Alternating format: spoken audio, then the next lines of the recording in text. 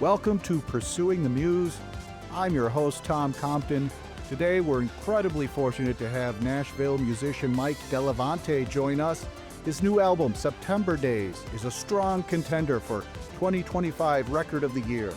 It boasts a timeless quality with jangly 12-string electric guitars, and it offers a deeply personal feel. Notably, this marks Mike's first album of entirely self-written songs. It's a significant solo debut after years of making music with his older brother Bob in the Delevantes. Get ready to delve into the creative journey behind Mike's remarkable new record. Clouds unfolded, lightning scolded, the wind blew me away, but the rain never came.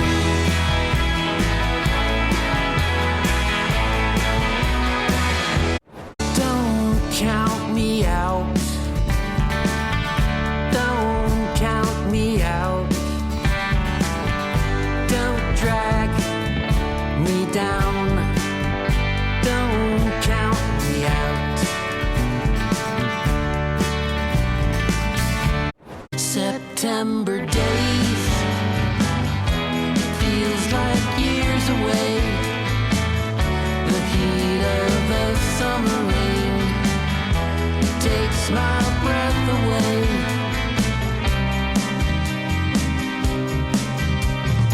All right, everybody, Tom Compton here with Pursuing the Muse, and we are so fortunate today. Mike Delevante joining us in our virtual studio. How you doing, Mike? I'm well. Hey, Tom. Excellent.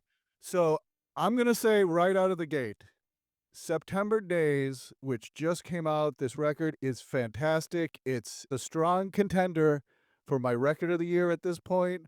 I know a lot of people have their lists like Record of the Year, and I'm one of those. Wow. And this is right up there. I love this new album of yours. Wow. Thank you. That's very nice to hear. Yeah, it's got like this timeless quality. When I first put it on, I was the jangly guitars, the 12-string electric. I'm having flashbacks to Roger McGuinn.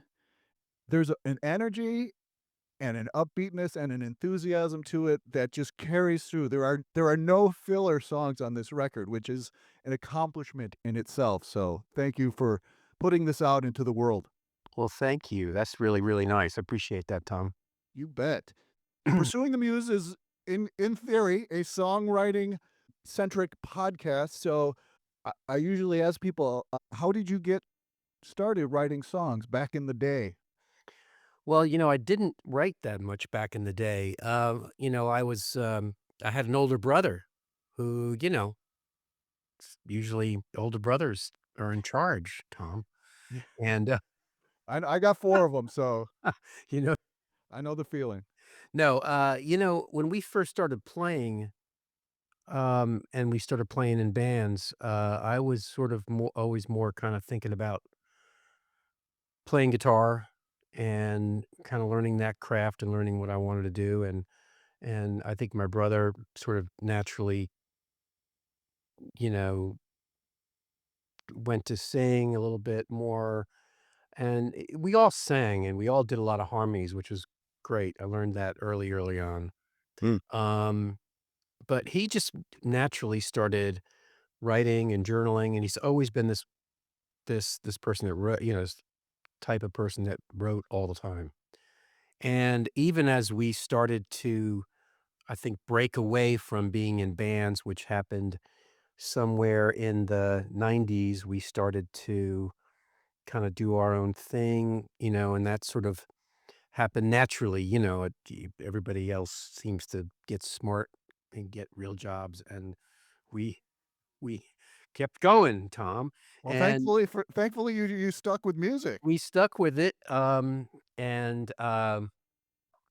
we just, I mean, that's partially true. It's just we started to just kind of really like to collaborate a lot on, and we seem to just, as brothers, seem to have the same vision for what we wanted to do. And but even in that period of time, Bob was starting to we're still writing a lot, and then we started to co-write some, and we co-write a good portion of the first record. and the second record, although, there were always these songs that Bob wrote himself, and then we would co-write. There weren't a lot of songs that there weren't songs that I really did by myself that we released. Okay. Anyway, and that was just sort of like just the way that it seemed to work for us. It wasn't until this particular record, and that's a story in of itself, where I started to write really for the next record, and I thought I would collaborate on most things, and then, we got to a point where I just started to finish a few things. And so I'd really say that this, let me back up and say, when we first came to Nashville, we got signed by Warner Chappell, so we had writing deals that we had to write. Part of your writing deal is you had to submit, it wasn't a ton, maybe 10, 15 songs a year. So I did write songs that we just didn't really record a lot and pursue anything that I did by myself. Okay. Um, What year was that? so the writing deal started in 94 and went through 97. Okay. And then the first Delevantes record was 95? Right. Okay. 95 on Rounder, and then we got picked up by Capitol, and that was 97. And then we took a hiatus from the music business in 99, and then just didn't do anything for about 20 years or so. And then we released a record. We started working on a record pre-COVID, and then that just sort of stopped, and then we released it during COVID. Yeah. And even then, that particular record, Bob had we were invited to sort of record, and we went into a studio, and I really didn't have anything, but I didn't care. I thought it would be super fun to go in, with the band that we had always played with. Garry Tallent from the E Street Band, and Brian Owings, who's an old friend, played drums. Mm. Dave Coleman, a friend of ours, guitar player. We just all jumped in the studio and started working on stuff, and Bob just had a bunch of stuff kind of ready to go. And then we co-wrote a few things. But having that experience and really enjoying it, I started to write for the next record that we were going to do. And then the types of songs that I was writing just seemed to be a little bit more personal. Yeah. And that's when I made the decision to, maybe try doing it myself. And so really, I guess what I'm getting at is, this is probably the first time I've ever written a batch of songs myself. Um, I've been bottling them up all this time, Tom. Well, all that percolating has It paid just off. percolated a lot. Um, it And your started with brother's, like four. supportive with you doing the solo thing? He really was. I mean, our schedules weren't like aligning, and I was writing stuff that seemed a little bit different. And I said, I know I started working on this stuff for our next record, but I'm thinking about doing something myself. And he said, "Yeah, man, you should." He's done 3 records by himself. So Good. he really was very supportive and said, "You should definitely do it. It's a great experience." And, but he's on it. He's on it. One little spot. He makes an appearance, and, I had a great record release party. We played at, great band, we all put together, and, he joined us for that. And, that was not too long ago. So yeah, we still get along really well, Tom. We've tried to, you know, It's not an Oasis situation with the Gallagher brothers. we've tried to figure out ways to fight a little bit more to get better Yeah, press, but it doesn't work out, Tom. gotta get in the tabloids and get some press. I know. You remember the old AOL days, back the old AOL chat room days? Oh, yeah, yeah. I remember when we were out, it was we were touring a lot. We had done, a lot of tours in Europe, and we just had a pretty good sized little AOL chat room for the Delevantes. And we had it's a great friend of ours who was hilarious. And he was always trying to get something going. He goes, "Man, we got to get something going that says you guys have been fighting." And he got in that AOL chat room and he said, "I just saw Mike and Bob Delevante get into a fist fight outside the Bluebird Cafe in Nashville." And, I was like I couldn't stop laughing. I said, "That is X, that is so funny." And then, people would jump in there, go, "No, Mike and Bob wouldn't." I had a cousin who was sweet, his heart was in the right place. "Mike and Bob would never fight like that." And he's like, "Who's this guy jumping in and ruining my story?" Anyway, You try it your never best. took, Tom. They don't believe it. Yeah, you need the receipts. You gotta have the press and the I know. photos. You You need the gotta black eyes, and you yeah. need Stage something. is it too late, Tom? It's never too late, never Okay. too late. Alright. Alright. Anyway, so this is your big debut solo record. Did it feel like there was a floodgate opening when you had these songs coming? It eventually it did. It started out as this very new feeling of, like, finishing something, because, whether it was just old habits of, me starting with an idea and then handing it to Bob, and then he would I mean, that's kinda how we would work, he would write a lot of stuff by himself, or I might have an idea, I might have a title, I might have a melody, I might have a guitar run, and I might give it to him, and then he might then he would finish it, but, when 1 or 2 things came to me pretty quickly, and then I just decided to kinda to finish it and just say I think I just had to, um, get it through my head that, like, it doesn't the whole thing, like, it doesn't matter. Mm. The meatball thing, it just doesn't matter. Remember meatballs? Yeah, yeah. It just doesn't matter. Just finish it, and if it sucks, just don't, move on and do the next one. And once I got that through my head, I started finishing something, and then next thing I knew, I had 4 done. And then, yes, I then it started the floodgates sort of opened, and I started to have, these batches of ideas and songs and starting to put things together. Um Was it any mixing of old ideas that you had laying around, or was this all just new stuff? There was 1 or 2, there was 1 or 2 guitar runs and melodies that I might have written 5 years ago that I just never did anything, but for the most part, I'd say 95% of it was just brand new, and it always started with the music. It always started with melodics, ideas for structures of songs and melodies and things that I and then words just came in later on top of it, and just started to I if it felt good saying it, that was more important to me than it meant anything, Hmm. and then, I started to adjust it and to mean something, and then next thing I knew, this is where it came to me with that, it's kinda like y it all started to string together as, like, ideas that, "Oh, is it time to call a therapist because you're starting to have these, these particular themes are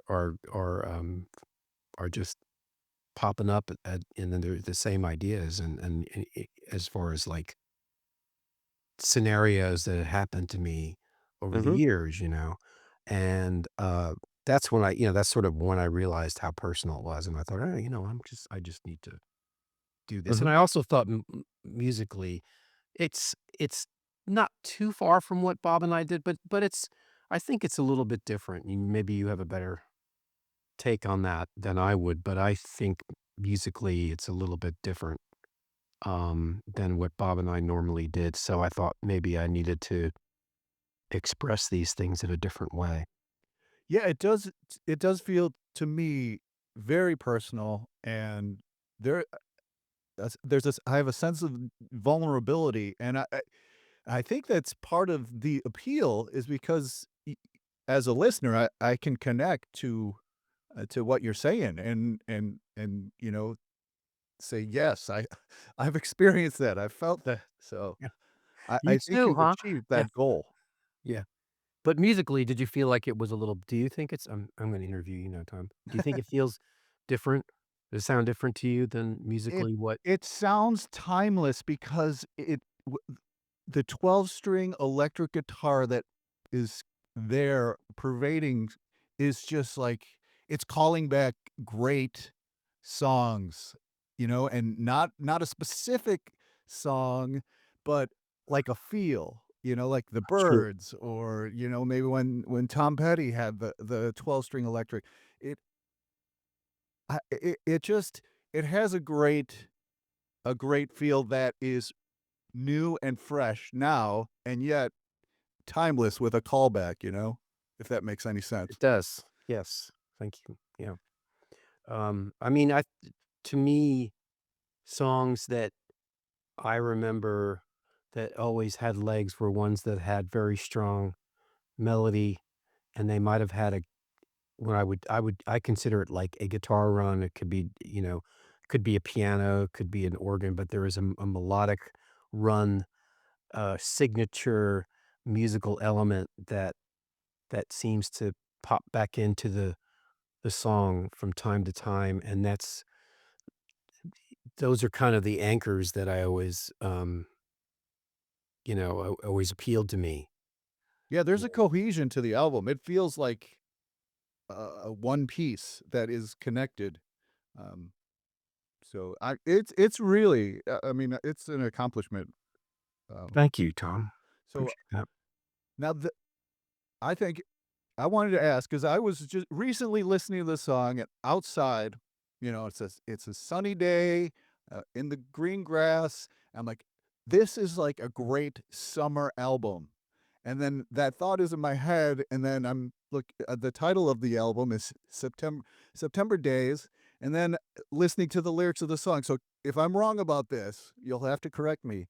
Where it says September Days feels like years away, is it a summer album? And is that saying that we're in the summer and September is still feeling far off? Um, well, I would say that the transition between summer and fall is a large part of that particular song and, yes, the album, but I would say that themes that kept jumping back to me were how when you're younger, you don't have that many years behind you, Mhm. and changing of the seasons are things that just seem like the biggest deals to you, and when you're gonna leave school and you're headed out for the summer, and for us, that meant, vacation with your family and friends at the Jersey Shore and all those experiences that you cannot wait to have, and then, mm, your your feelings about coming back into school and seeing your friends. I mean, it was, when you're like middle school time, or high school time when you're coming back in to, into school and having like what those expectations are going to be and feel like. I mean, those are just huge feelings. And you look back on it and you go, "Well, what was that such a big deal about?" But I remember it was, I remember it being a huge thing. But, and I can expand that into what Christmas felt like, and other holidays like that. They just felt like so much more of a big deal at the time. So those themes, those changing of the seasons and those different times brought up a lot of different memories for me. But that particular song, I kind of turned it around just to turn it around for me. Usually, I was definitely a summer guy. I could not wait for school to end so I could, because summer was like a magical time for Right. me and my family and my memories of that. Um, but that particular song, I started to think like, what if you were a young kid, kind of middle school, and you were dreading the end of school because you had a romance during school and you weren't going to see that person Yeah. until the next um until the next school year. And as warped as this was, I started to think in my mind what could be sort of a wacky romance could be like a young kid that just was like maybe was pining for a teacher or a principal, and um because they had some sort of like, just feelings about that. And that sounds crazy, but I was trying to You got turn it poetic around. license. Yeah. What's that? You have poetic license. Yeah, I was trying to turn it around a little bit to be just to feel different because, obviously it could be another, a classmate that you had a crush on that you knew you wouldn't see over because maybe it was from a distance, just that because that just happened more than it didn't. I remember just being so scared to talk to a girl in 8th grade that you'd go like, well, Oh yeah. and then you're not gonna see them again until the next year, and you just think about it all the time. But, like, I do know that there are just some kids that just, like, love their school, love their teachers, and they're just gonna go anyway, that's what That's as the I was vibe. writing the song and I was trying to think of ways to talk about it. But a lot of the lyrics are about things that happen, that might feel a little more negative about being in the summer season and, or I can't, not being able to thinking to yourself, you cannot wait for this summer season to be over because or I don't know if I can wait that long. Sure. Um, And but Adeline is that based on someone or is that just well, complete that's yeah, fictional archetype? I was trying to figure out the name of there was a grammar school, middle school principal that lived large in our hometown, and I remember she was just really well known, and everybody loved her. She was my mom's teacher, and I remember she was the principal when I was in, like, 5th and 6th grade, and she was great. I mean, she was old school, like, great, and I was trying to think of what her name was, and once I discovered what her name was, it didn't fit that well. So then Yeah. and so she just became Adeline, but that's who that was sort of based on. We almost had Zelda September Days. Yes. Yeah, Almost. it was something like old school like that, I can't think Esmeralda. what it Yeah. was. All right. Um, So I remember while you were talking, it evoked a memory of mine. In 1984, I was between 8th grade and in high school, 14 years old, and I love the Kinks had an album out called Word of Mouth, mhm. and a track on that album was Summer's Gone. And I remember being sitting at the kitchen table listening to Summer's Gone, and it feels like summer's gone. It was August, and I was like, just crushing me. So I Yeah. mean, I'm catching the vibe of the seasons changing and the impact as a kid, you know? We also associate absolutely, but we also associate certain songs to seasons, and if we looked back, it was because that's when we first heard it, like and I can't tell you exactly when, but I can tell you where I can't tell you the season, but I can tell you exactly where I was when I first heard Darkness on the Edge of Town. Mm. And because back in the day, WNEW in New York would play, I don't know, radio stations don't do this anymore, but they'd say, "We've got the new Bruce Springsteen album. We're gonna play it front to back in a row, no commercials." And you go, "Oh my god." And you get out to your car and you just drive around town and you listen to this radio because it's not out yet. But and then it comes out and then, you're spending all this time with your friends, you're playing it over and over again. But when you hear a specific song or an album, it puts you back in that. I mean, it's pretty true when you hear that, Yeah. that for anybody. And, whether you talk about the seasons or not, I just do remember that being super powerful. Timing when you heard things or when you first saw a movie, Mhm. um, uh, or an album came out and it was who you were with, how Right. old you were with, those memories just flood back because it was the experience of loving it with the person you were with, and that just brings back these really powerful relationship memories.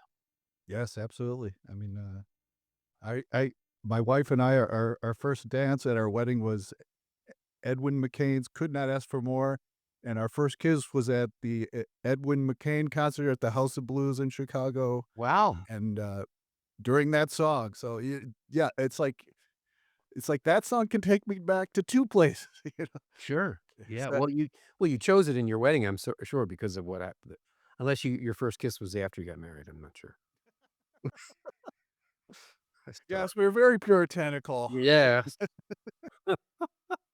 Hey, I've heard of that stuff like that because I live in the Bible Belt. I've heard stories Yeah. about that. It's pretty Okay. crazy. There are some people that have done that. Okay. I So don't recommend it. right, it must work for someone. I don't think it did. No, it didn't work out. Right, well, okay. Yeah, I can't see it working out either. No.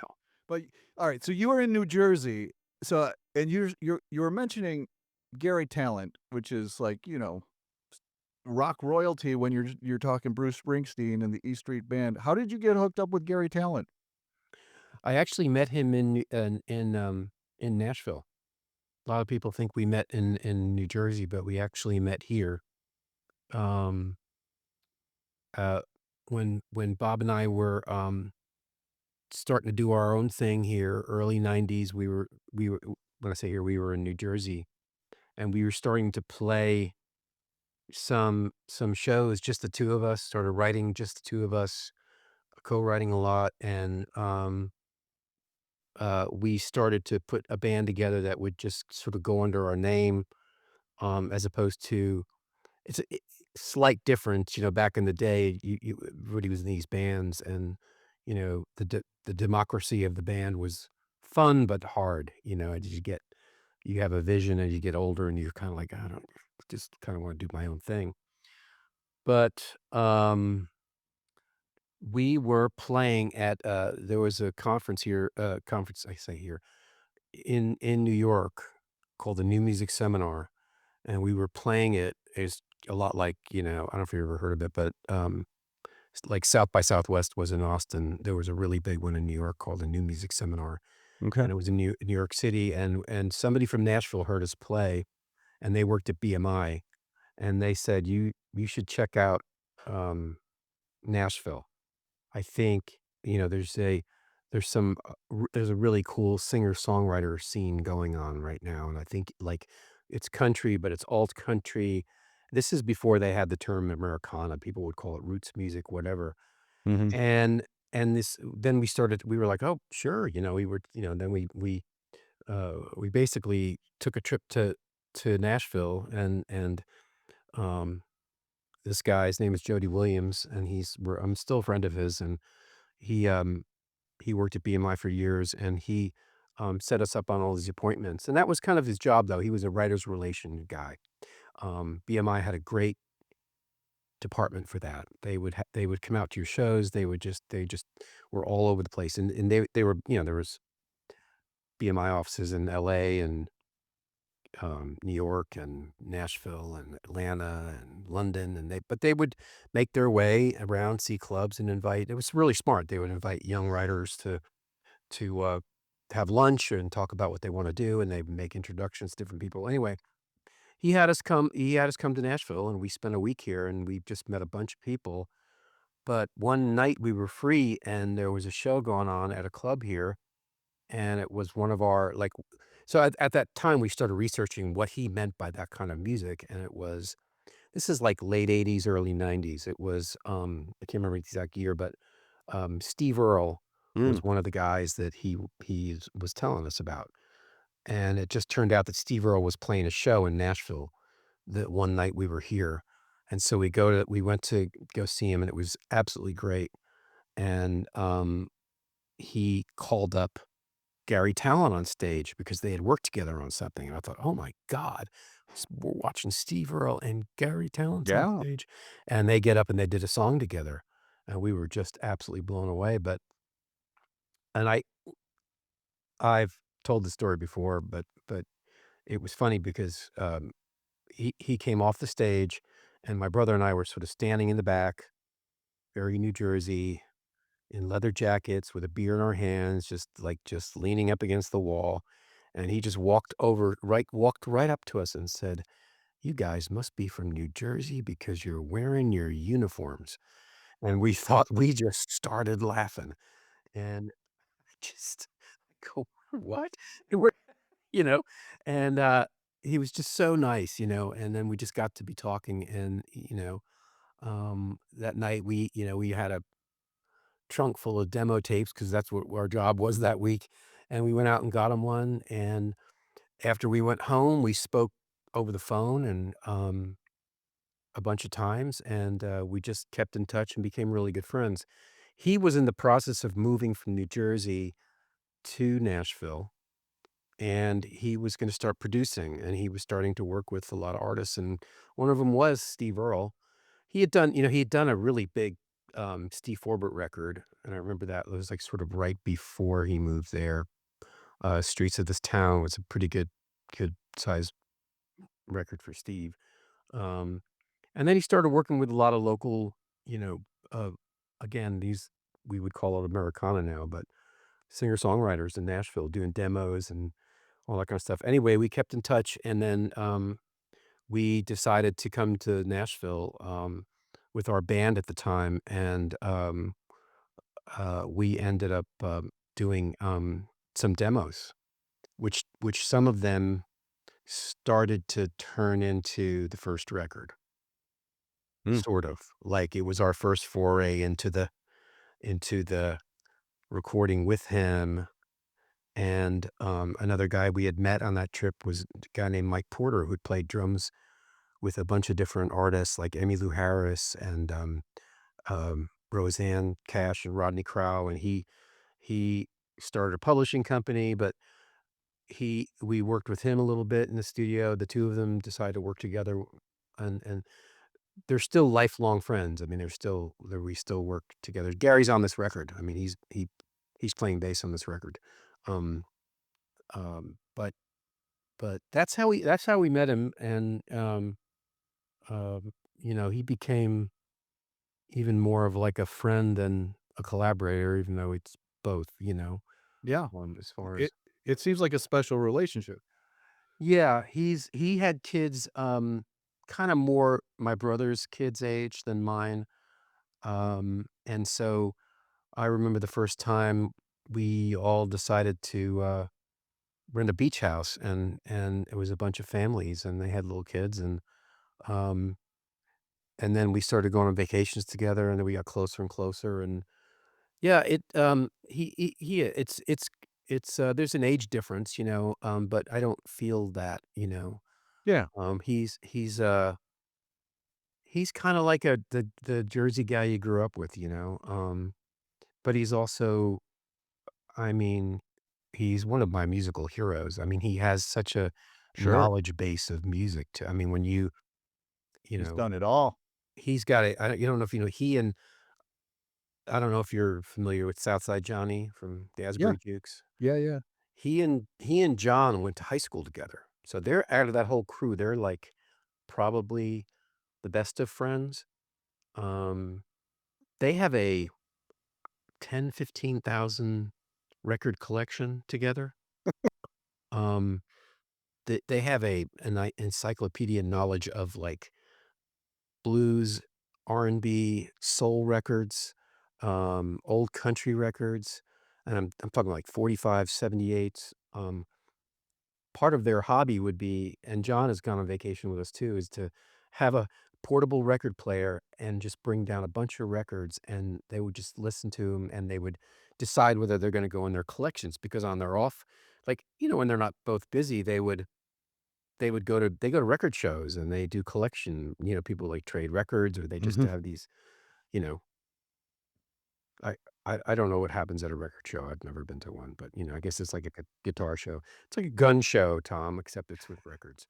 It's much safer than a gun Like, show. much Yeah, except they would play a record, and they would always play it on they'd have these stack of records, and they'd play it on their back porch, and on our back porch, overlooking the sand dunes, and if it was bad, they'd pick it up and toss it into the dunes, and they would just keep going, but what's great, Tom, was having them go, "Oh,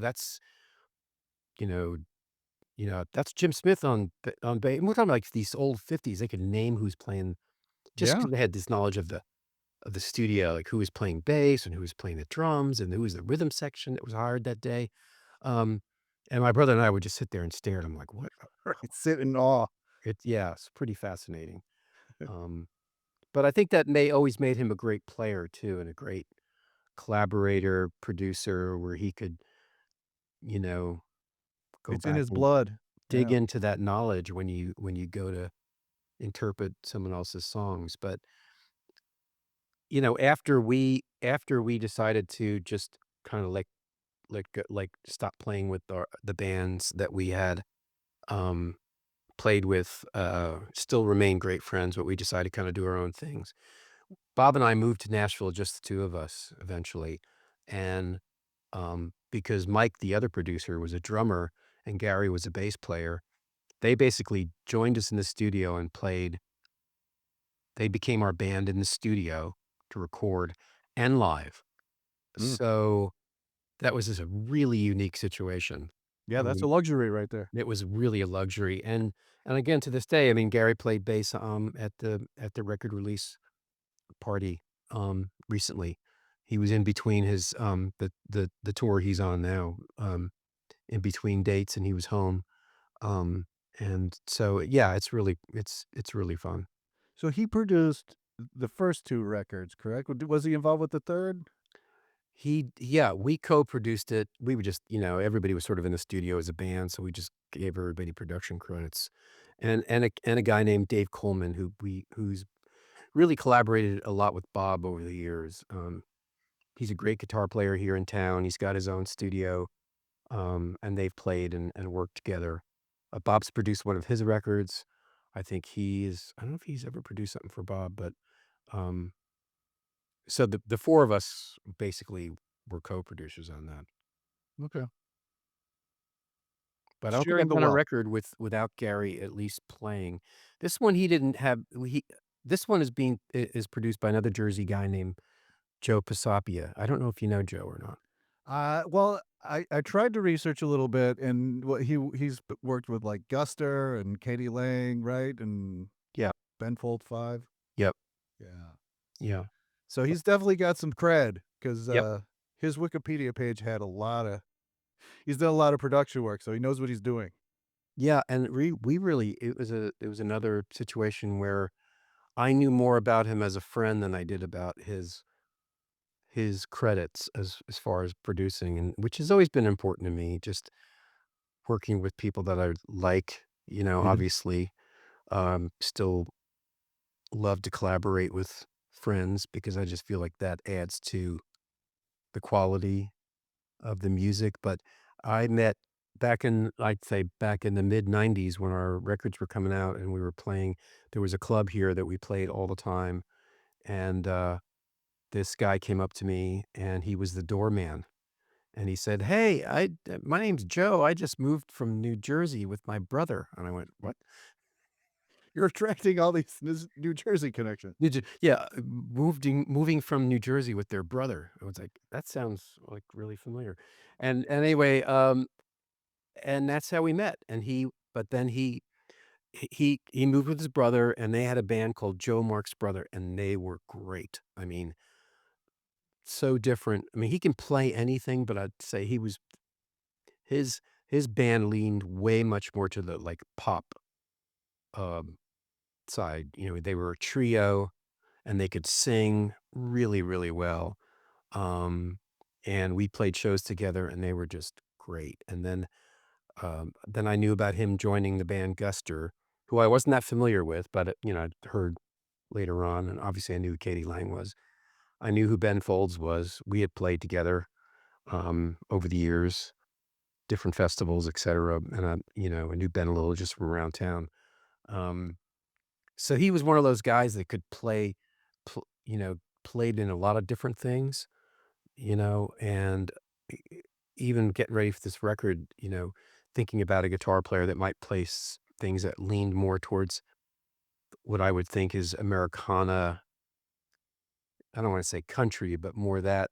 I didn't know if I didn't even know that who, he could do that. And then when we got in the studio and we cut the tracks and then we went back in to do overdubs, it was just the 2 of us playing all the guitars.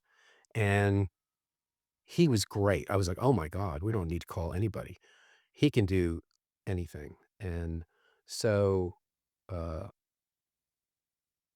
because some of that stuff I don't necessarily. I'm more of the jangle guy. I'm more the, as Tom Petty would call, the rhythm lead guy. That's Mhm. my.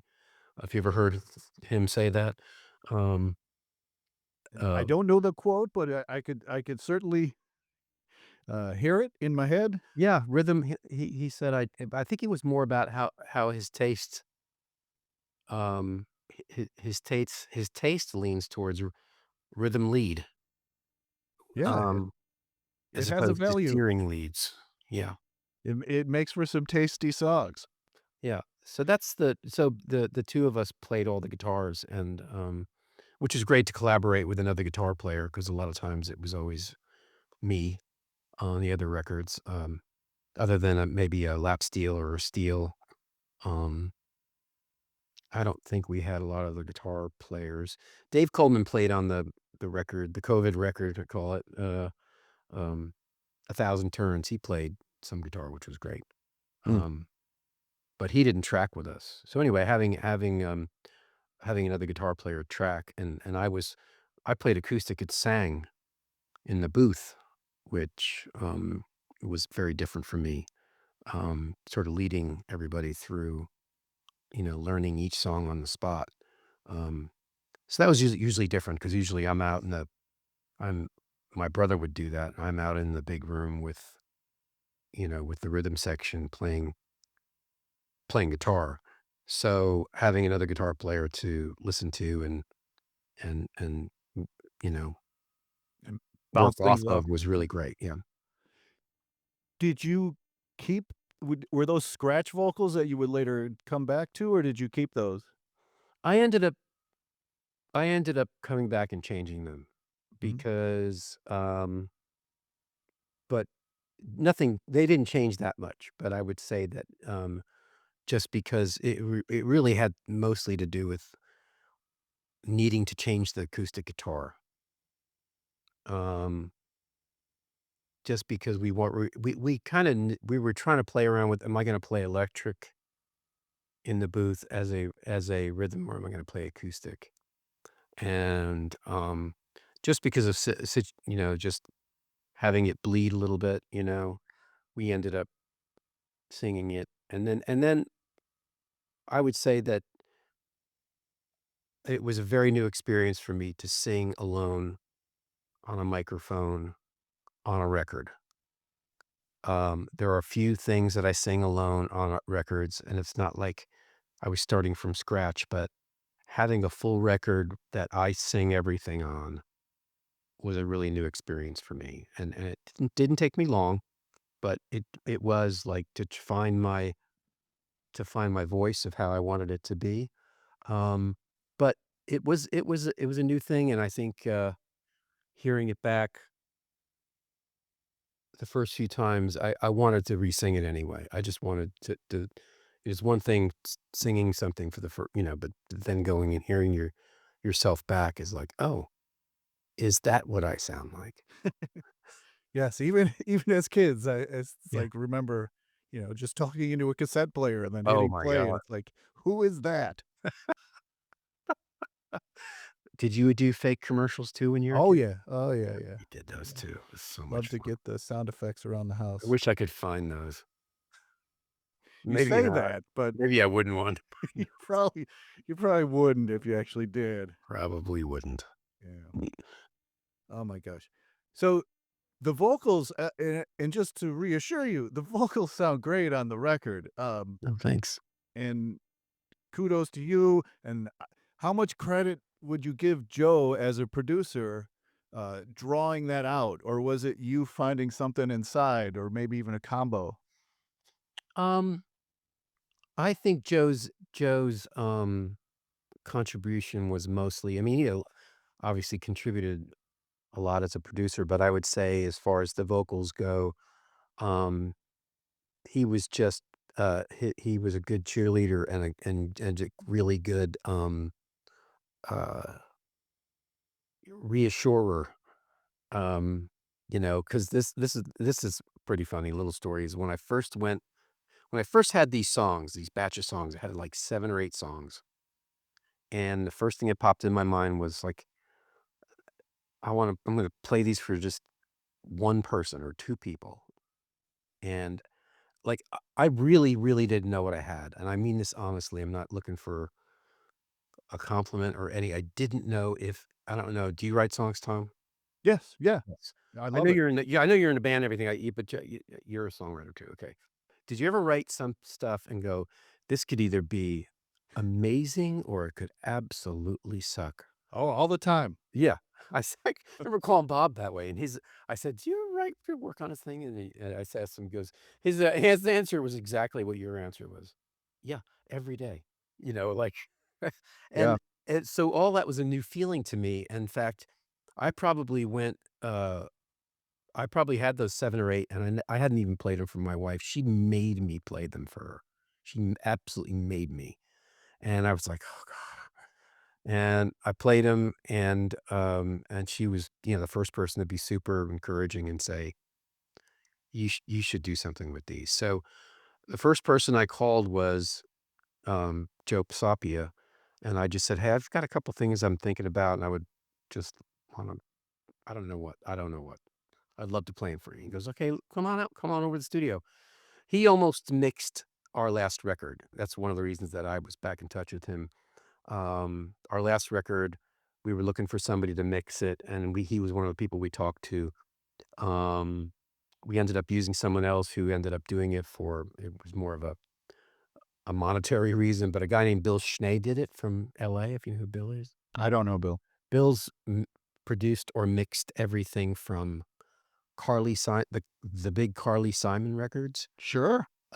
He's older guy who is moving his studio from LA to Nashville, and he was a buddy with Garry, and he had mixed one of Garry's solo records, and he was just kinda setting up the studio, and, um, he did it, and it was great, but that was because, Garry sort of had arranged that anyway.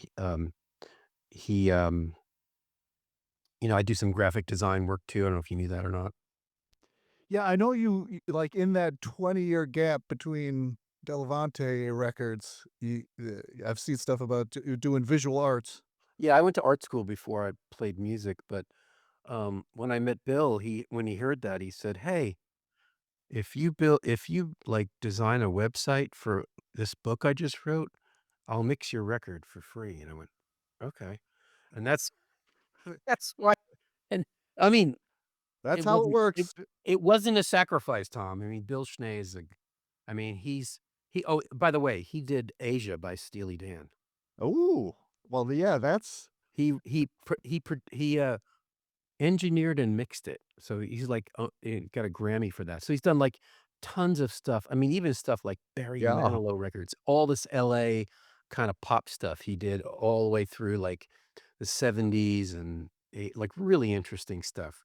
wow. Um, Yeah, that's really, top of the line. really interesting guy. And so he ended up mixing that record. Um, anyway, I went over to Joe's, and I love Joe too. And I would have loved him to work on a record too.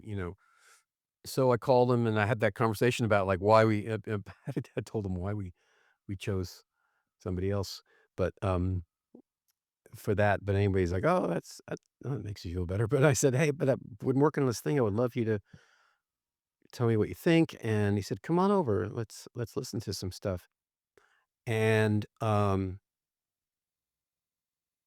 I played him a few things, and he was, like, really interested. He said, you know This and he was very encouraging, like, "Let's do," but one thing he said to me was really funny. We were, like, into, like, the 3rd, 4th, 5th song, and I said to him something like, "I don't know, maybe" I'm not sure. I sorta half meant this, but I half didn't mean it, like, "Maybe we should get someone else to sing these."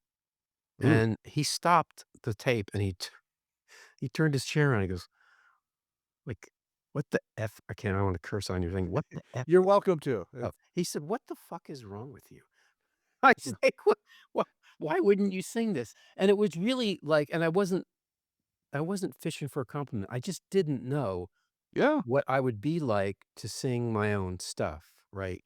mhm. But so I would say that, like, he is he's really believes in just what, you as a creator and a writer, like, getting the best out of what what you sort of bring to it, and the more we did it, and the more I felt comfortable, and the more I found what I wanted to do, he was super encouraging, but yeah, he was definitely, I mean, guiding me through certain phrases and certain things like that, but I think Well, Joe. just that initial encouragement is priceless. Right, I mean, that's kinda what you need, isn't it? I mean, Yeah. especially your thing like your voice is something that you cannot hear when you're doing it, right? You Mhm. cannot tell, and well, you can as you get experience with it, but that's different than, I think guitar parts or keyboard parts or whatever else you're playing, but, um, I think that's a lot of what he brought to it too, are the sounds, and we talked a lot about what I was trying to go for as far as what did I want this record to sound like, and we just talked through influences and what records meant to us, and we there was a lot of synergy in that, our tastes were similar and, Right, you got a um nice comfort with you. yeah, and so that kind of he brought a lot of that to it, and I think he really brought great sounds and great complementary parts to, um, uh to the parts that I'd already written, 'cause I wrote these in and recorded them first in fact, I used GarageBand just to do some guitar demos, and that's what I was playing him, and that's what I was playing the band as we did 4 or 5 songs in a batch 3 times. We had 3 different sessions, um, with the backing band with the band, I should Mm, say, and then and then Joe and I worked in between, and he mixed the record too, so. okay. So let's go deep into the record itself. Can you let's talk about some of the. I mean, we talked a little bit about Adeline September Days, but let's talk about some of the other tracks. What can you tell me about The Rain Never Came, which starts off the album? Um, that was, that started out with the chorus, I think, those those, um those phrases about, impending doom coming at you, and the phrases in the chorus, "Clouds unfolded, lightning scolded, the wind blew me away." And then it was, I've always been a fan of these songs that use, again, seasons or weather or, that kind of put you in a time and a place, and it was gonna be just a kind of a straight up rain song, and then and then I thought, like, another thought hit me, and this is probably me, doom scrolling too much through Twitter of going, like, turning it around and saying, instead of it being about rain, saying the rain never came, and what hit me was, you know, the political landscape was getting super hot and heavy again, and it was about how people use, you know, end of the world scenarios to try to scare people, and they use, but they always the part about it is, like, they always have an agenda for it, and it's like, how many times have we seen these, Right. False flags. yeah, just like, "Oh, this is gonna happen," but, check the source, what do they really want you to do? They're trying to scare you, and it's like, so the point of it was just like, yeah, shit happens. There's gonna be really bad stuff, but when like you know, Y2K, Mayan calendar, blah, blah, blah, blah, I mean, you know, I'm not saying I'm not saying that I'm right, but I'm saying, We've made it this far. we've made it this far, and I did write a little bit about this when I had a when someone premiered the video for it, I just talked about my Catholic high school upbringing. The Bible actually says you will never know the end times. You will never know when it's going to happen. So anybody that uses religion, Right. I think that actually it says that the end will come like a thief in the night. So Yeah. anybody that uses religion or like a Bible thumper or try to like scare you into saying this is going to be the end of the world, they don't know what they're talking about because you will never know the end. That's biblical. So it's Right. like so hypocritical. It's like, shut up, just scaring people. Um, so that's what that song was. Yeah, it's like out of the gate that the rain never came. It's like it's a twist on like a weather song that I hadn't heard before, and it really grabs you. And it's a great track to start with because right away I'm going, okay, not only is this catchy, but there's something going on worth lyrically worth paying attention to as well. And so, good choice starting out with that because it draws you in. Thank you. And then I love it. Right, the album is like boom, boom, boom. With the first three tracks are really high energy, and I love when you're around. I'm a sucker for like a love song. So, how did when you're around come about? Um, I think that it came with that chord structure. Um, and it kind of felt like a Jackson Brown sort Yeah, of easy. like a Laurel Canyon. Yeah, it did. And then the title When You're Around came and then it just became like um just had this idea of relationships in a way that just aren't always perfect for somebody. But then you come to that realization that, that person can only give what they can give, and can you be okay with that? Mhm. Um, and then I just sort of try to paint that picture, um, what that might look like. Um, Right, it but gets to what's important, the presence and, yeah, yeah. it's melancholy. I've had a lot of reviewers say that this is a upbeat and happy record, and I thought, is it? Yeah. Well, maybe it's because it's resilient, and Okay. there's like a hope, a light at the end of the tunnel. I mean, because yeah, there are storms to be weathered, but Maybe it's because it sounds that way, but it like, musically. But if you listen to the lyrics, it's like, oh, li there's an irony. Is that what you're saying? wait, it sounds, happy and bouncy, but um, I don't know. No, I'm just kidding. I don't know. I felt like some of the, you feel something when you're writing it, and I felt like there were some scenarios in there that weren't like the happiest to me, but I would say that's probably my personality too, is sort of look on the bright side kind of thing. I think try Mhm. to. Because, well, I mean, "Don't Count Me Out" is like that's like staking a claim.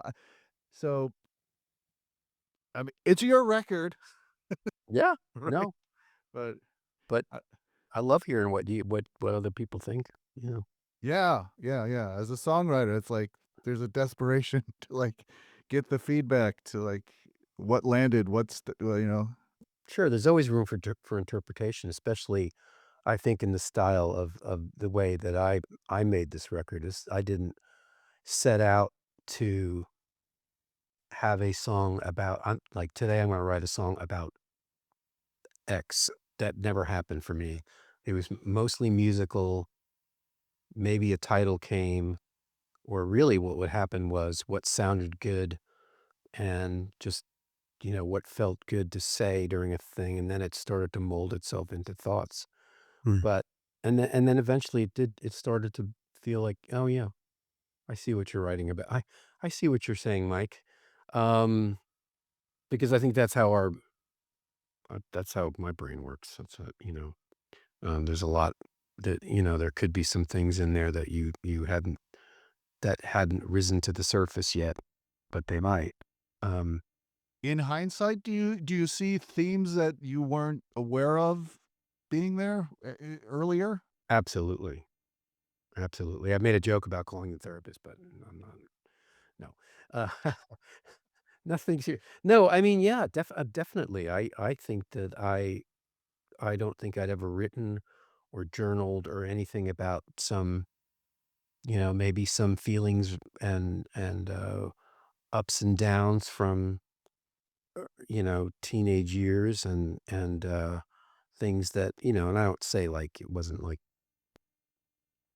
nothing was the end of the world, but things that you don't, you know, when you don't write all the time, I would think that a lot of people, if they even wrote in a journal and then started to keep writing and writing and writing, anybody, I think some stuff's going to come out. I mean, however whatever form you have to get your thoughts down, um, for anybody, I think things start to come to the surface. I mean, do you ever like sit down and talk to somebody who's a really good friend, but they might not be the person that opens up very much, Yeah, and yeah. then next thing you know, they do for whatever reason. Maybe you get drunk together, um, and then you learn stuff about like things that they might never have said, and you know, um, so I think everybody has things that you know. Life is long. We've all experienced a lot of things, and I think we're just lucky enough to have this outlet to pull them out. Um, and putting them to music is, you know, this feels magical, you know, sometimes that you can do that, you know, just not, it just, it's a very, you know, fun, beautiful way to get a thought out is to accompany it with music, I think, Yeah, because that adds to a mood a yeah. lot, you know. Yeah, it's an art, so yeah, And beautiful. sometimes it just happens too. I think it just happens time. Mhm. I mean, it's a lot. It's a lot of work. It can be a lot of work. Obviously, you know that. Great work, but you know, sometimes it falls into place and sometimes it's just, you know, doesn't fall into place and it takes the grind. Um, but, um, but at the end, then you go, you know, you go, I don't even remember why I said that. Did you ever have that moment? Like, I don't even know What is it? Yeah. what did, oh crap. Your Right. wife might have said, who's she? Who's, who's Adeline? Now you gotta make something up. Well, and then you say it's like your, you know, it's your principal when you were 5th grade. Oh, okay. No, no, that's fine. Wipe the What's brow. or you're weird, you weirdo. So, let me ask you this, since this is like you're stepping out with kind of emerging as a songwriter with this record, do you have a sense of maturing between the oldest songs that are on the record and the most recently written? Well, there's only probably 4 months between the first 4 or 5 months Okay. between the early but I would say yes, though, even though they're only about 4 or 5 months from the first songs, because what does that make sense? I mean, Yeah, does that yeah, mean yeah, yeah. yeah, I think, well, the first 4 songs are actually no, let me take it back. The first 3 for sure.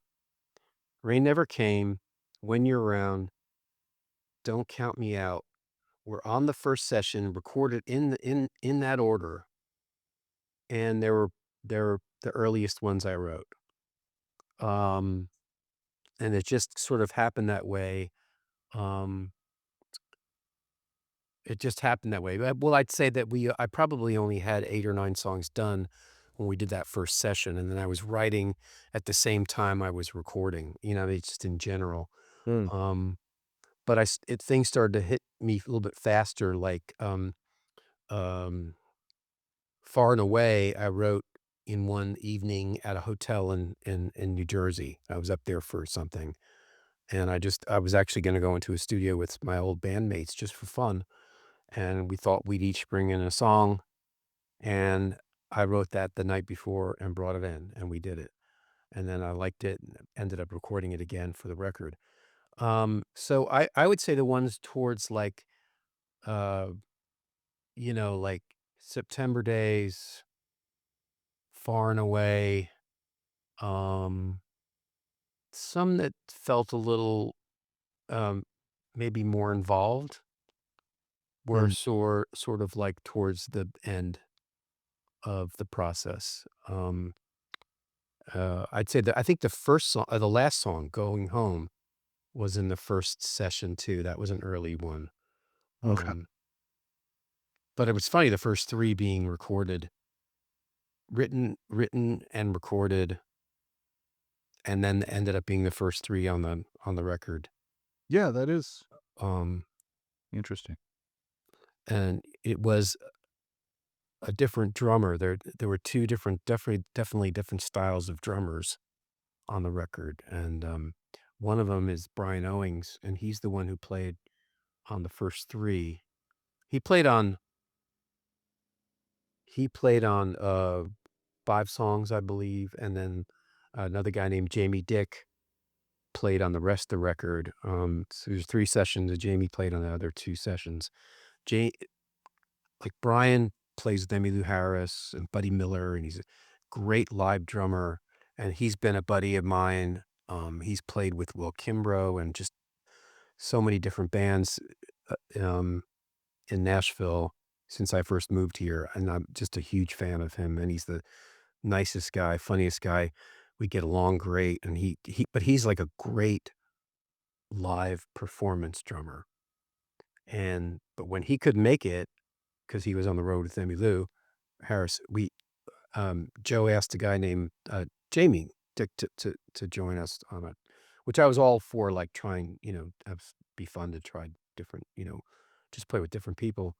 He was much more, like, very calculated in a way, like, very specific about what he wanted to do.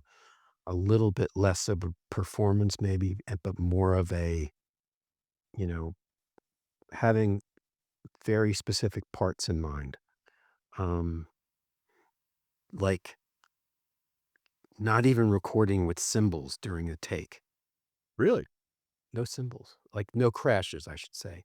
And there is a thought out there, like, and Joe's part of this thing too, is like, it's such a different, sound. So for purposes of focusing on recording a certain kind of sound, as a crash will just change everything, right? Wow. Record it later and overdub it.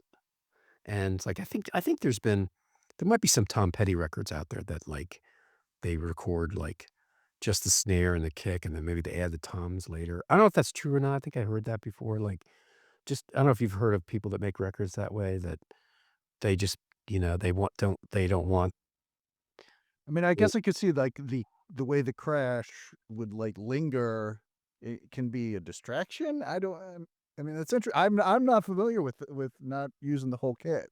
Yeah, I mean, so like I said, like, some of these songs feel like a more like a live performance, where some of them, the other ones feel a little bit more like, you know, just more of like an introverted personal take on an idea.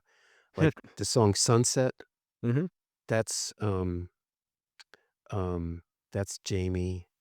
And there was another bass player when Garry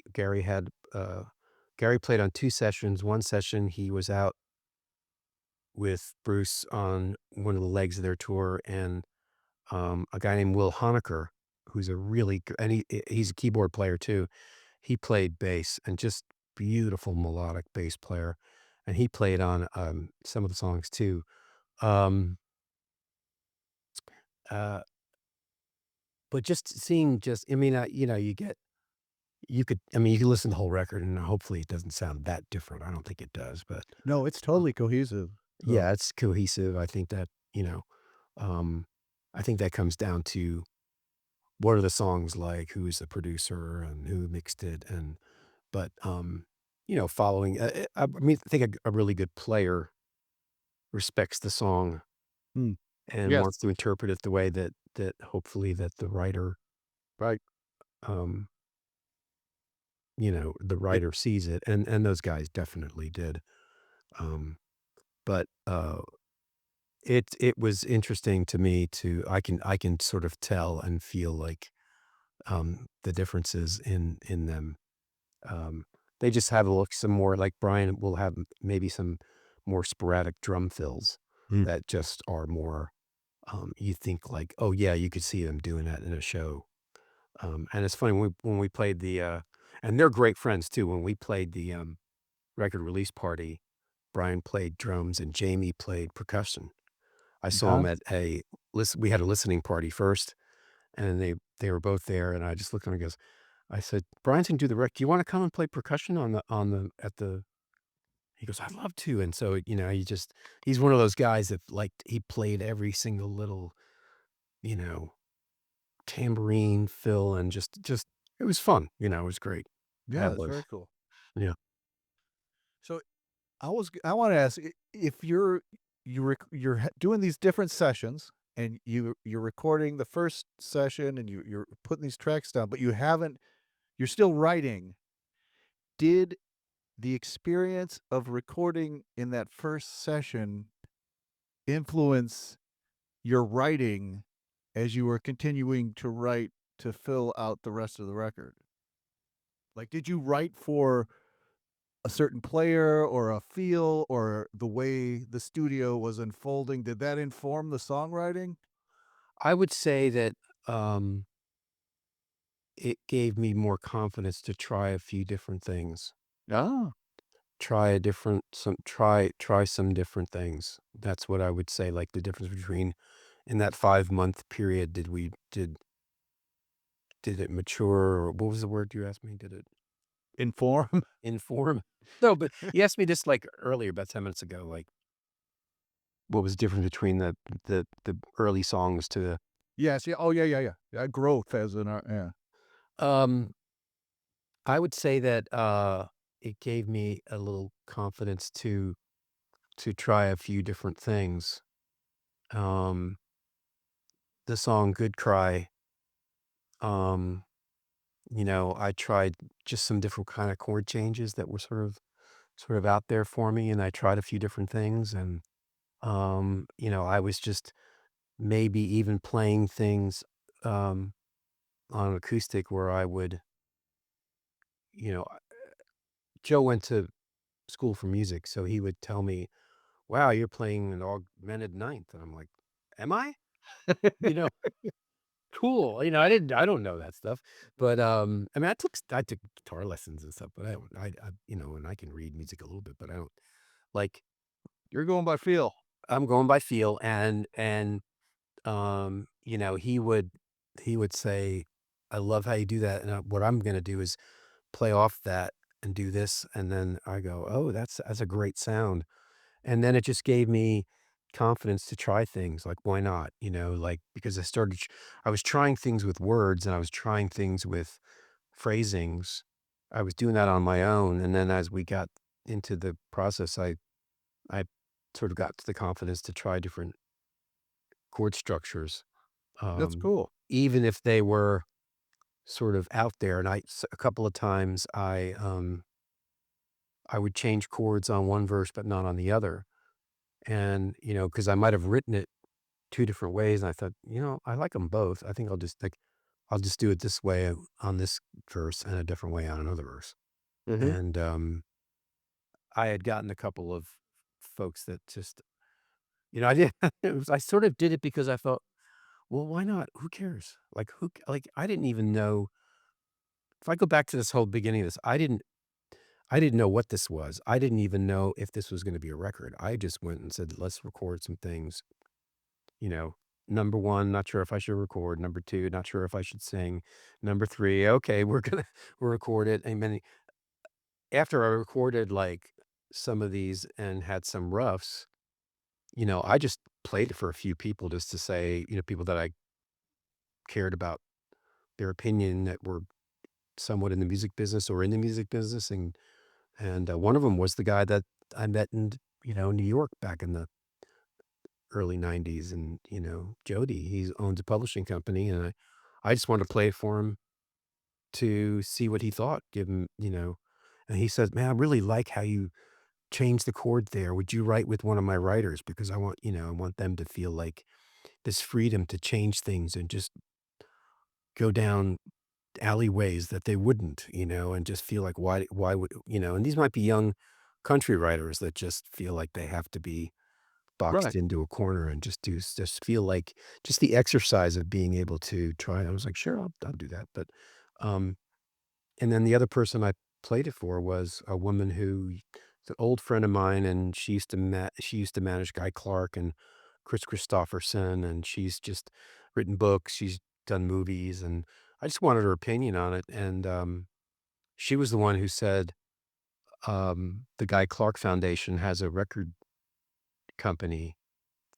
We're just releasing Guy Clark, things right now, but we wanna open it, we wanna sign some, you know, new artists. We want to sign artists now, and I would love to put this out. And I thought, okay. Wow. So so that's this is on a label. I don't know if you knew that or not. It's on Truly Handmade Records, and Okay. it's the Guy Clark Foundation. It's her name is Tamara Saviano, and her partner in this is Rodney Crowell. Ooh. Um, and there's a few other people that are involved, but they they signed, 4 artists, Lindy Ortega from Canada, Jack Barksdale from Houston, and, Jed Hughes, guitar player, from Australia, but he lives here, so they've signed myself. Um, so it's kind of a new label in general, like, just this year. I think my record's the first to come out. Lindy had something that came out, like an EP maybe that came out early last year, but, um, I don't know if you know the other artists, but it's a good crew. So Yeah. anyway, It's a nice vote of confidence. yeah, it was very, very nice. Very nice to Yeah. hear that. Excellent. So we could probably start to wrap up. If people Are we want to breaking a get record though? Are we gonna break a record? yes, What is the yes. record?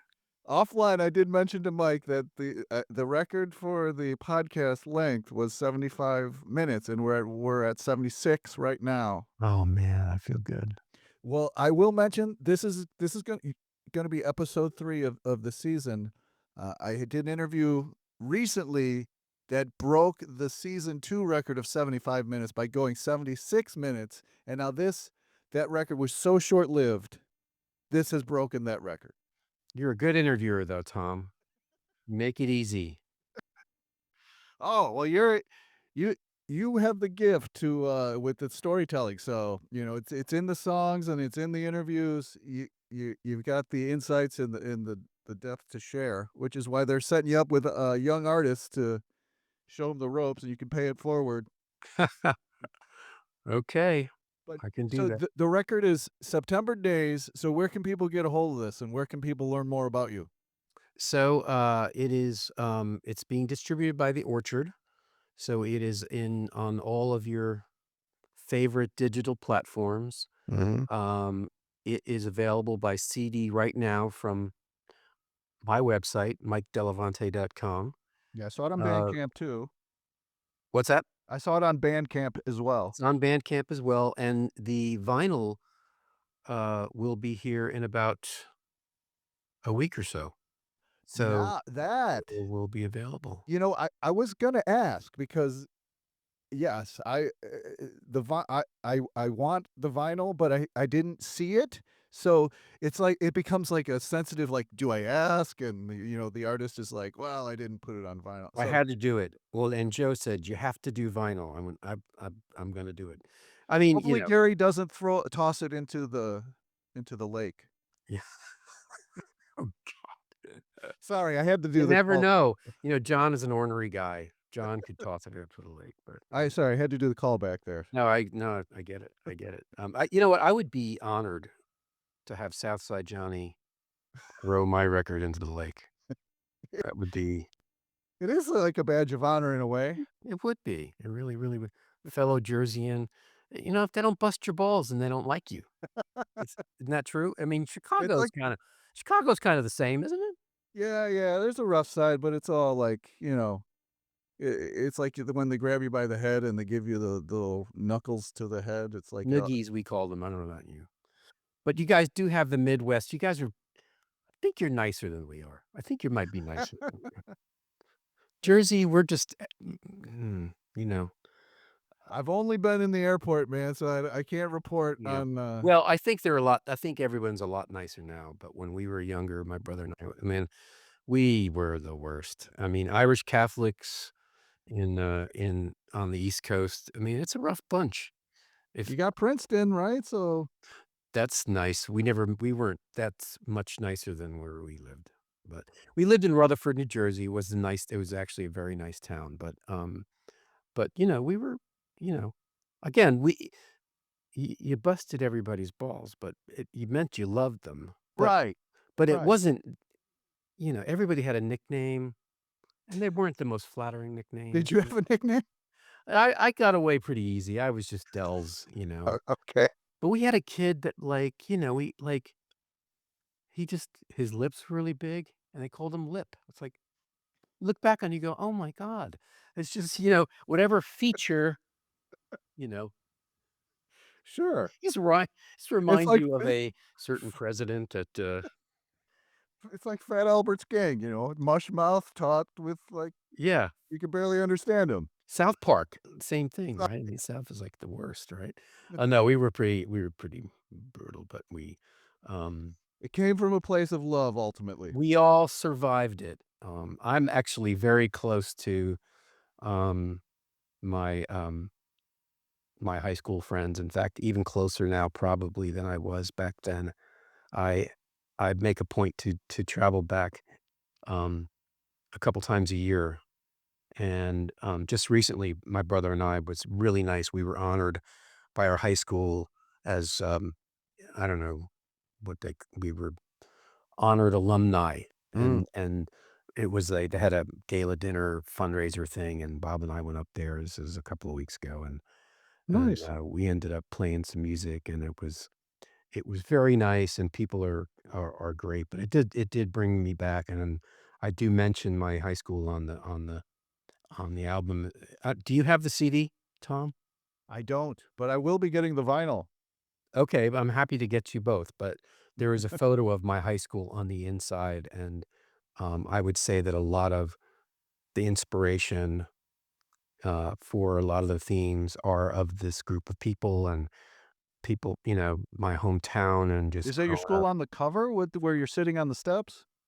No, in fact, but we used that because it looked just like my high school, and that was Okay. the place that's down here. But if you open up the inside of the CD, it's actually what we called senior hall.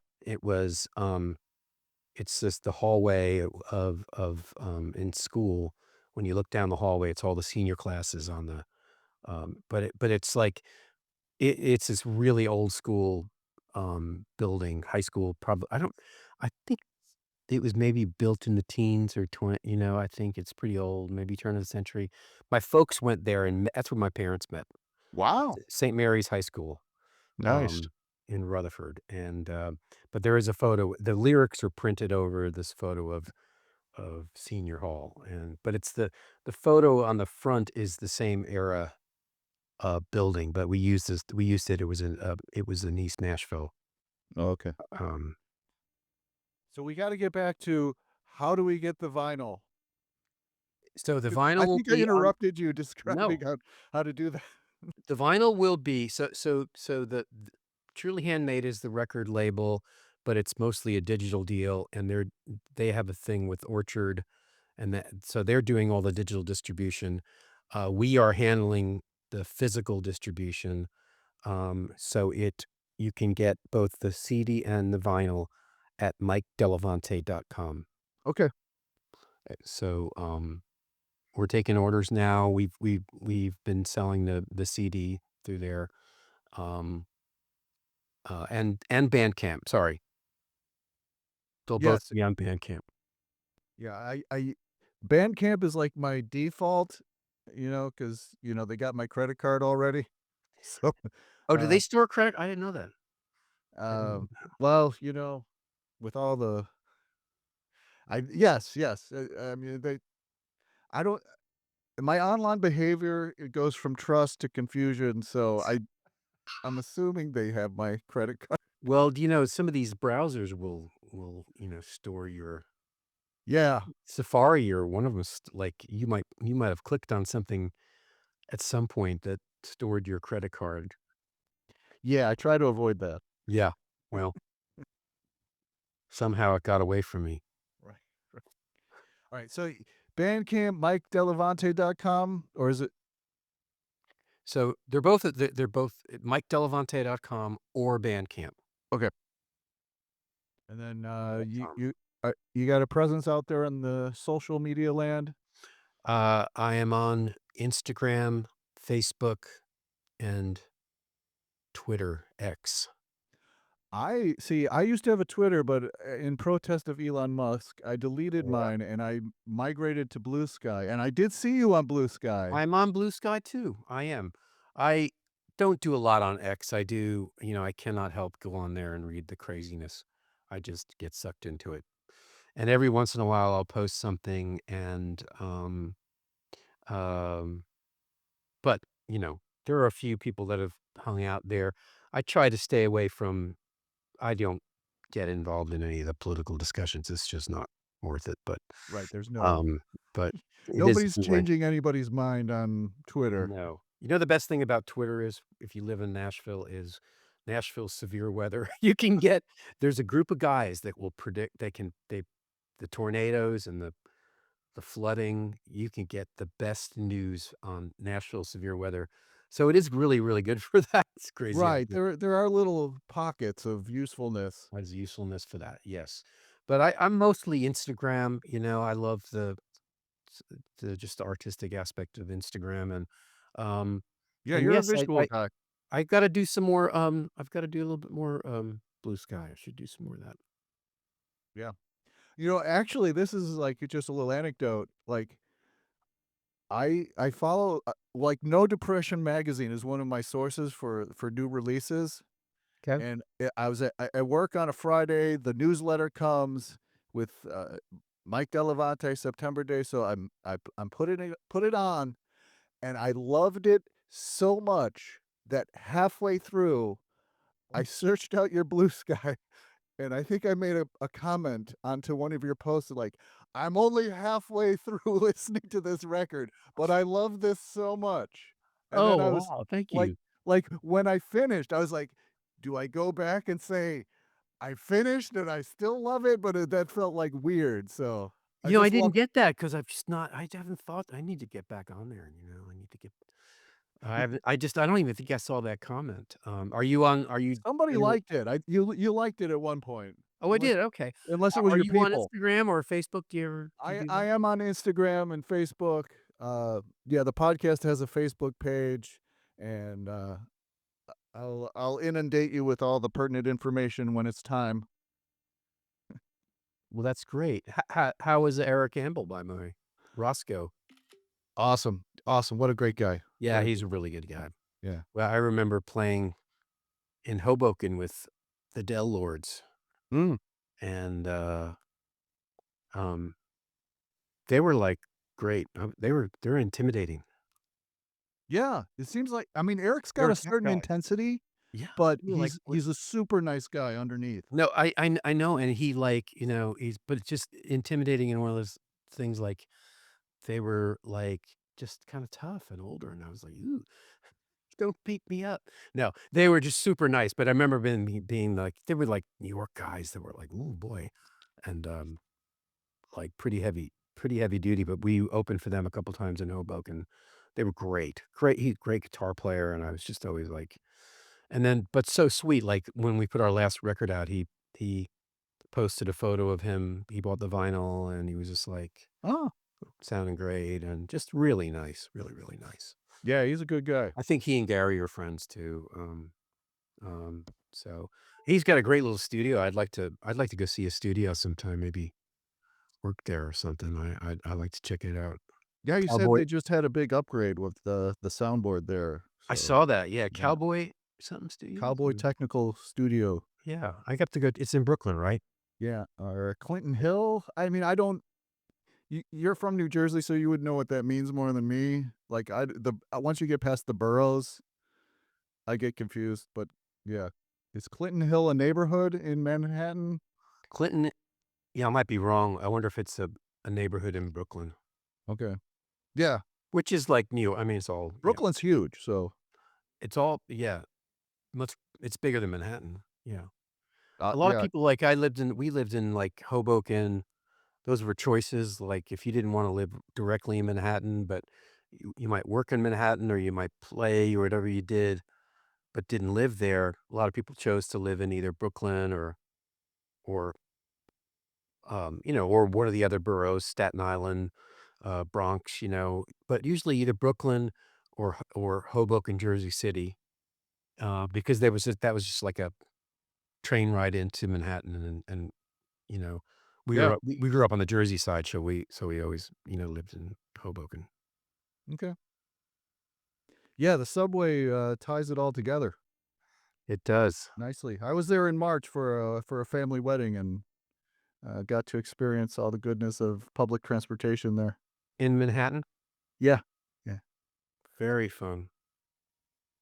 You're a so Chicago guy, shouldn't be too hard for you. no, it wasn't intimidating. When back in the '90s, I was a consultant, and I had a project in Manhattan. I would be riding the subway with my suitcase, so I'm all Suitcase. good. Yeah. Cool.